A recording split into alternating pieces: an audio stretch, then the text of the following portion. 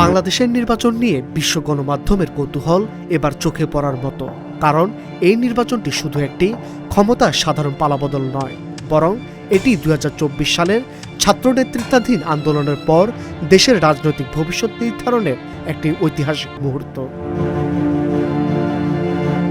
শেখ হাসিনার পতনের পর এটি বাংলাদেশের প্রথম জাতীয় সংসদ নির্বাচন।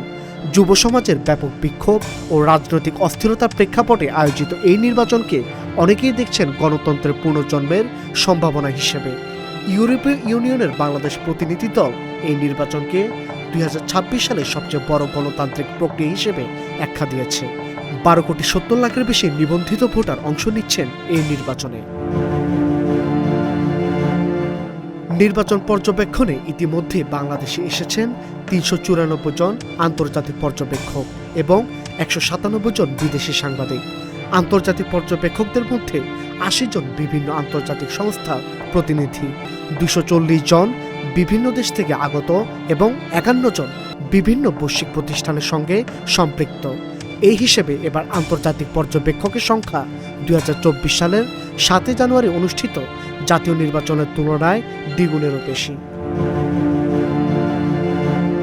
এই নির্বাচন দক্ষিণ এশিয়ার বৃহত্তর রাজনৈতিক প্রেক্ষাপটও তাৎপর্যপূর্ণ।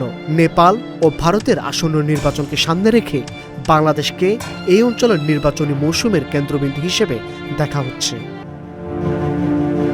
বিশ্লেষকরা মনে করেন, নির্বাচনে জামাত ভালো ফল পেলে আঞ্চলিকভাবে ইসলামপন্থী রাজনীতির উত্থান নিয়ে উদ্বেগ বাড়তে পারে, আর এনসিপি ভালো করলে তারা রাজপথ থেকে ক্ষমতার কেন্দ্রে যাওয়ার দৃষ্টান্ত হবে। আর দেশ পরিচালনার পূর্ব অভিজ্ঞতা থাকা বিএনপির জন্য এই নির্বাচন ১.৫ দশকের বেশি সময় ধরে গণতন্ত্রের জন্য তাদের সংগ্রামকে সফল করার অন্তিম পথ।